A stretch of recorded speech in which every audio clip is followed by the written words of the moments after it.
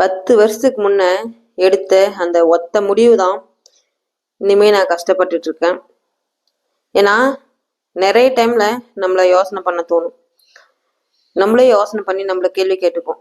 நம்ம தெரியாத அவசரப்பட்டு இந்த ஒரு முடிவு எடுத்துட்டோமோ அப்படின்னு பல டைம் எனக்குள்ளாம் இந்த ஒரு கேள்வி என்னை திருப்பி திருப்பி கேட்டிருக்குது. அதுக்கு அந்த டைம்ல யோசனை பண்ணி நான் என்ன சமாதானப்படுத்திப்பேன். நான் அப்படி என்ன முடிவு எடுத்தேன் அப்படின்றத நீங்க தெரிஞ்சுக்கணும்னு நினைச்சீங்கன்னா வீடியோவை ஸ்கிப் பண்ணாம பாருங்க. வீடியோ கடைசியில சொல்லியிருக்கேன் நான் அப்படி என்ன முடிவு எடுத்தேன்னு சொல்லிட்டு. வாங்க வீடியோக்குள்ள போயிட்டு நான் அப்படி என்ன முடிவு எடுத்தேன்னு சொல்லிட்டு பார்க்கலாம். பார்க்கறதுக்கு முன்னாடி நீங்க இப்பதான் நம்ம சேனலை ஃபர்ஸ்ட் டைம் பார்க்குறீங்கன்னா மறக்காம நம்ம சேனலை சப்ஸ்கிரைப் பண்ணிக்கோங்க. அதே மாதிரி உங்க ஃபேமிலி அண்ட் ஃப்ரெண்ட்ஸுக்கு ஷேர் பண்ணுங்க. வீடியோவை ஸ்கிப் பண்ணாம பாருங்க. அப்பதான் நான் என்ன முடிவு எடுத்தேன், அதனால நான் எவ்வளவு கஷ்டப்படுறேன்றதும் நீங்க தெரிஞ்சுக்க முடியும். சரிங்களா? வாங்க இப்ப வீடியோக்குள்ள போயிட்டு பார்க்கலாம். பொதுவா வாழ்க்கையில எல்லா ஒரு பொண்ணுங்களுக்குமே இருக்கிற ஆசைதான். நம்ம அப்பா அம்மா கூட இருக்கும்போது நமக்கு அந்த கஷ்டம் ஒன்றும் பெருசா தெரியாது. நம்ம அவங்களே கஷ்டப்பட்டாலும் நம்மள அந்த கஷ்டம் தெரியாம தான் வளர்த்துவாங்க. கஷ்டப்படுவோம் இல்லைன்னு சொல்ல, ஆனா இந்த அளவுக்குலாம் நம்ம ஒன்றும் பெருசா கஷ்டப்பட மாட்டோம். நம்ம அப்பா அம்மா வீட்டுல அப்பா அம்மாவுக்கு ஒரு குழந்தையா இருக்கிற வரைக்கும். அதே நம்மள கல்யாணம் பண்ணி கொடுத்துட்டா நம்ம அப்படியே படிச்சு முடிச்ச உடனே கல்யாணத்தை பண்ணி கொடுத்துட்றாங்க. நமக்கு வாழ்க்கைன்னா என்னன்னு சொல்லிட்டு அந்த வாழ்க்கை படத்தை தெரியாதே வந்துடுறோம். நம்ம அப்பா அம்மா கூட நம்ம வாழ்க்கை போன மாதிரிதான் நம்மளுடைய வாழ்க்கை காலம்புறம் போகும் அப்படின்னு சொல்லிட்டு ஒரு தப்பான கணக்கு போட்டுடுறோம். ஆனா அங்கதான் ஒரு பெரிய ட்விஸ்ட் இருக்கு நமக்கு. ஏன்னா நம்ம கல்யாணம் பண்ணி கொடுத்தோன்னே அது போகும். ஒரு 2 வருஷம் ஒரு குழந்தை வர்ற வரைக்கும் நல்லாதான் போகும். ஆனா நமக்குன்னு ஒரு குழந்தை பிறந்த பின்னாடிதான் அங்க இருக்கிறவங்களுடைய ஒவ்வொருத்தருடைய சுயரமும் நமக்கு தெரிய வரும். சரிங்களா?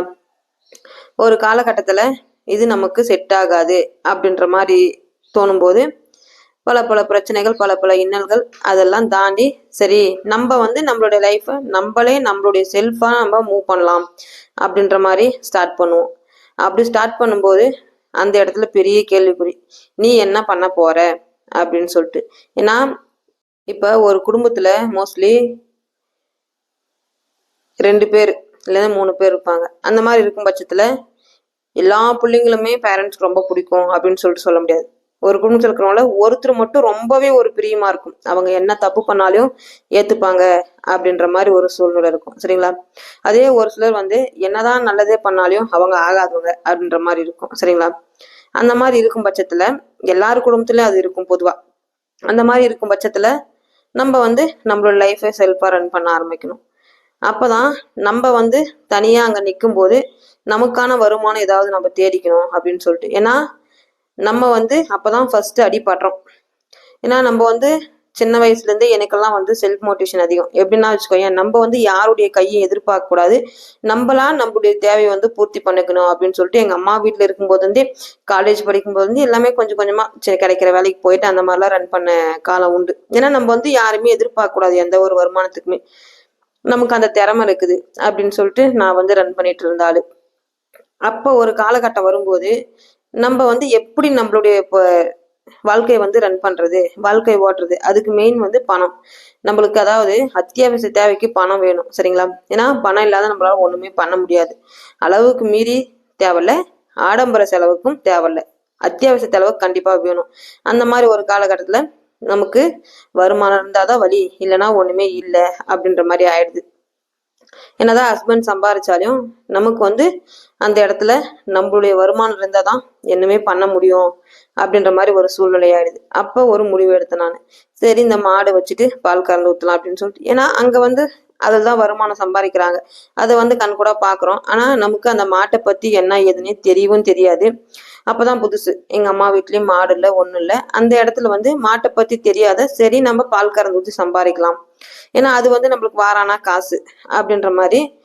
சரி போ நம்ம எல்லா வேலையுமே தெரிஞ்சா செஞ்சோம், இதையும் கத்துக்கலாம் அப்படின்னு சொல்லிட்டு ஒரு மனதைரியத்தோட இறங்குறோம். அப்ப ஃபர்ஸ்ட் ஒரு மாடு ஒண்ணு வாங்குறோம்.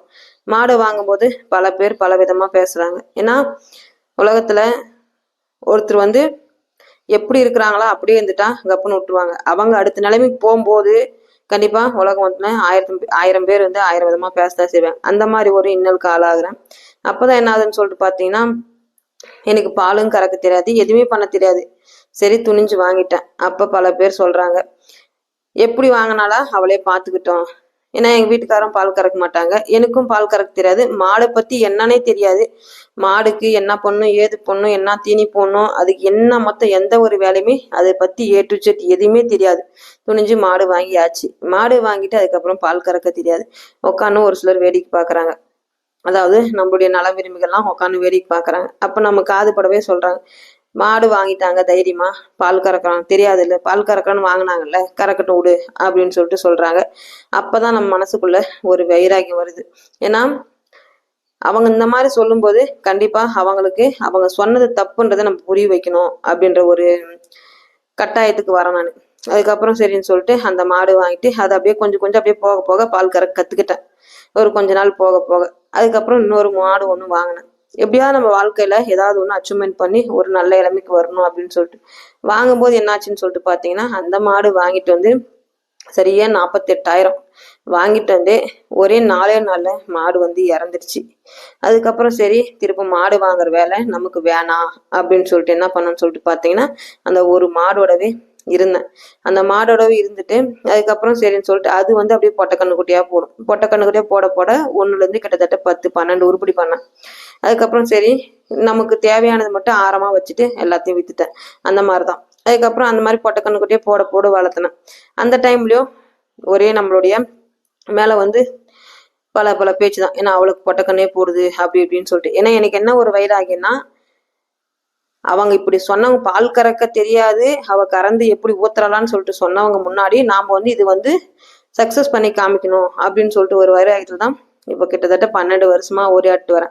அதுவும் இந்த மழை சீசன்லாம் வந்துட்டா மாடுங்களை மெயின்டைன் பண்ணுறதே ரொம்பவே கஷ்டம். ஏன்னா மழை சீசன் வந்துட்டா கட்டுறதுக்கு இடம் இருக்காது, செய்யாது. அது கீழே ஃபுல்லாக கச கச கச கசன்னு அந்த அளவுக்கு கஷ்டப்பட்டுறேன். அந்த டைமில் தான் என்னடா வாழ்க்கை இது அப்படின்ற மாதிரி வெறுத்துரும். சரிங்களா?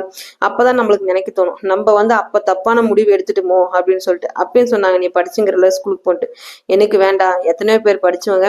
ஏன்னா ஸ்கூலுக்கு போனால் நம்ம பிள்ளைங்களை பார்த்துக்க முடியாது, அவங்களுக்கு டைம் ஸ்பெண்ட் பண்ண முடியாது, அவங்க எல்லாத்துக்கும் ஏங்குற மாதிரி ஆயிரும். அதனாலதான் நமக்கு இதுதான் கரெக்டான ரூட்னு சொல்லிட்டு அன்னைக்கு இப்போ எடுத்த முடிவு. ஆனா ஒரு அந்த மழை பெய்யும் போது அந்த கட்டுத்தறி மாடை மெயின்டைன் பண்ணும்போதெல்லாம் நமக்கு தோணும், நம்ம தப்பான முடிவு எடுத்துட்டோமோ அப்படின்ற மாதிரி. வீடியோ பிடிச்சிருந்தா லைக் பண்ணுங்க, சப்ஸ்கிரைப் பண்ணுங்க.